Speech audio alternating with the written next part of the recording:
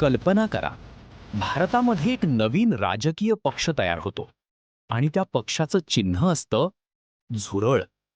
हो, तेच झुरळ जे पाहिलं की लोक चप्पल घेऊन धावतात. पण आता हेच झुरळ सोशल मीडियावर लाखो लोकांचं सिम्बॉल बनलंय. आणि आश्चर्य म्हणजे काही दिवसांतच या पार्टीने मोठमोठ्या पक्षांपेक्षा जास्त चर्चा मिळवली. पण प्रश्न असा आहे, ही फक्त मीम पार्टी आहे की भारतातील तरुणांच्या रागाचा स्फोट? आजच्या व्हिडिओमध्ये आपण जाणून घेणार आहोत कॉकरोच जनता पार्टीची संपूर्ण कहाणी. ही गोष्ट सुरू झाली एका स्टेटमेंटपासून. एका चर्चेमध्ये तरुणांना कॉकरोच म्हणजे झुरळासारखं संबोधलं गेलं आणि मग इंटरनेट पेटलं. लोकांनी राग व्यक्त करण्याऐवजी त्याचं मीम बनवलं. ट्विटरवर मीम्स, इंस्टाग्रामवर रील्स, यूट्यूबवर पॅरडी व्हिडिओज. आणि अचानक कॉकरोच जनता पार्टी हे नाव व्हायरल झालं.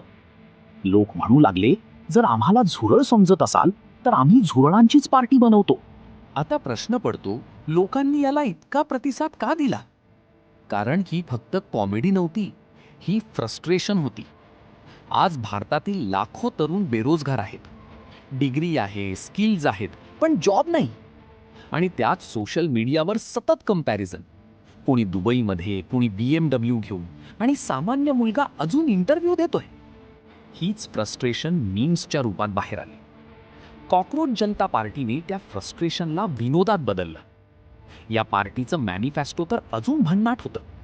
त्यात लिहिलं होतं, आठवड्यातून 4 दिवस काम, मंडेला नॅशनल हॉलिडे, रात्री 2 वाजेपर्यंत ऑनलाईन राहणाऱ्यांना अलावन्स, रील्स क्रिएटर्ससाठी सबसिडी.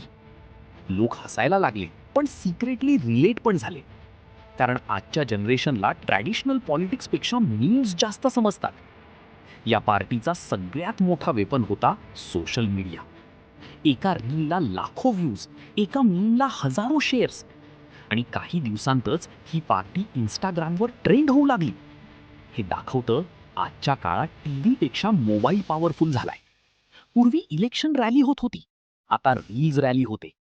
पूर्वी भाषण व्हायचं, आता मीम व्हायरल होतं.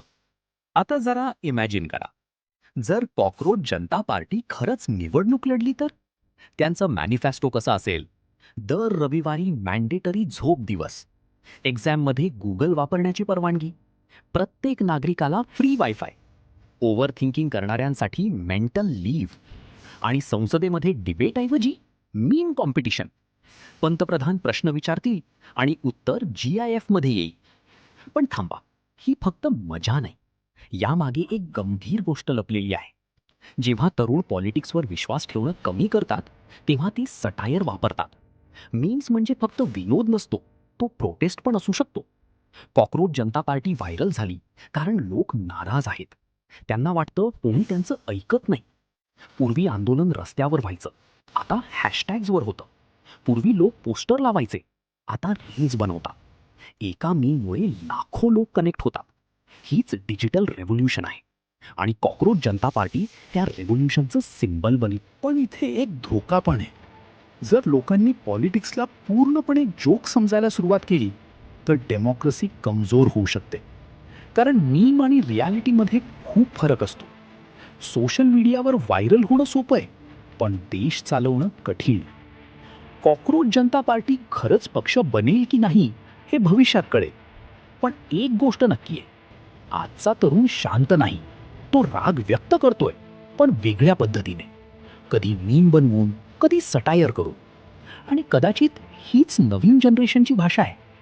तुम्हाला काय वाटतं, कॉकरोच जनता पार्टी फक्त मीम आहे की भविष्यातील मूव्हमेंट? कमेंट करून नक्की सांगा.